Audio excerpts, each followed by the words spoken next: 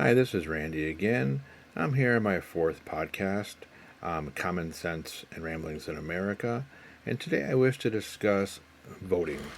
Um, Democracies and our constitutional republics, that's their cornerstone, their strength is having a voting process that can be trusted by the people. That's what gives America its capability to grow and progress like we have in the past, is that we can trust our voting process. And the last election, presidential election in 2020 in November, there was questions brought about whether or not it was trustworthy, whether or not there was voter fraud involved in this election. And subsequently, we had a vote in Georgia, and there was also questions about whether or not that was a valid election process. So, a lot of changes have been brought upon because of the COVID pandemic or coronavirus pandemic, and some of these changes weren't for the best.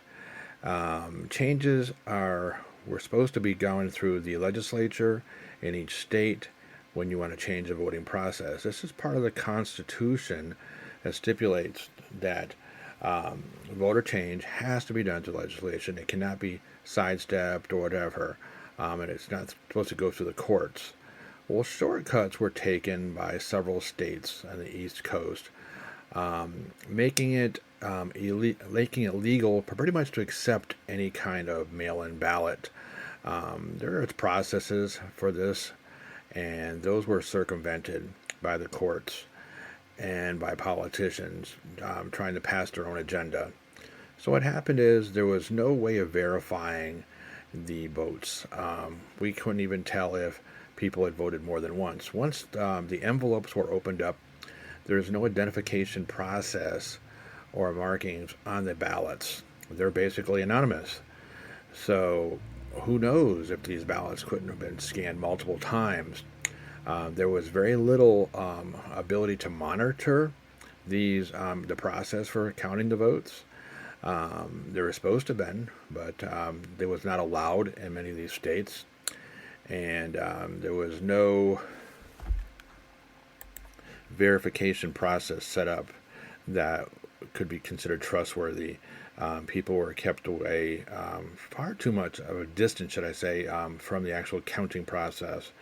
And voting was done at night. There was just a whole slew of things that are going on that were questionable.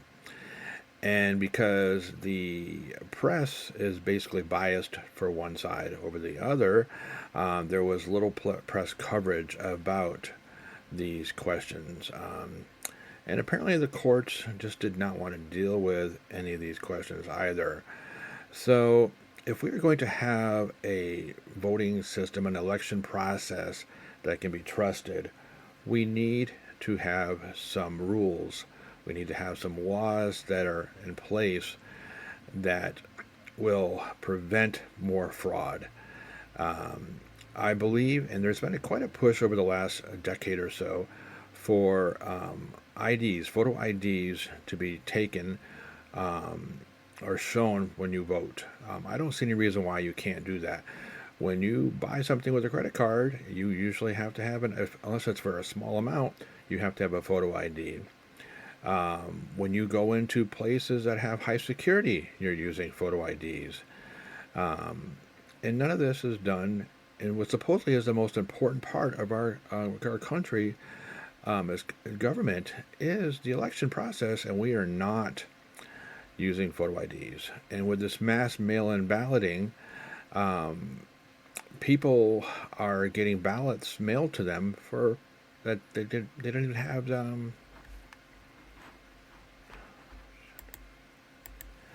that are for people that aren't even in their residences anymore, that people that have moved away years and years ago. And because the voter rolls are not being updated, these mail-in ballots are being sent to the wrong addresses. Sometimes a person may have multiple ballots under their name mailed across the country. I even received a mail-in ballot for another person that lived in my house, and I've been at this house almost 3 years now, and they are still sending ballots for other people. So obviously, these ballot lists our voting lists are not updated at all. So something like that has to be done. We need to go back to where if you needed a mail-in ballot, you requested it. We should not just have mass mail-in ballots. If people can shop at Walmart and go to movies and what have you, and go to bars and restaurants, they can certainly go to a local area that's deemed safe to vote. They don't have to mail in their ballots. So we need to return back to just the good old days where people went to a location and showed their ID so you can vote. This way it'll prevent one person from voting multiple times. Okay? You have to have a proof of your address, where you live, current address, should I say, for that state. So you don't cross lines into another state, because that's possible.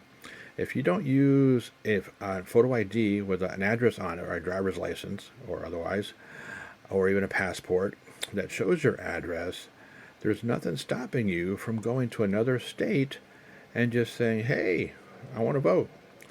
And why not? Why can't you do that? Because it's illegal. All right, one person, one vote. That's it. So if we don't ever get back to having a nice legal process, a nice verifiable process for voting, our elections are going to be a travesty. We are not going to have any way of monitoring this process at all. And we'll be becoming basically a third world banana republic country where elections are just a farce. Okay. They don't have any real reality, should I say, as far as being legal.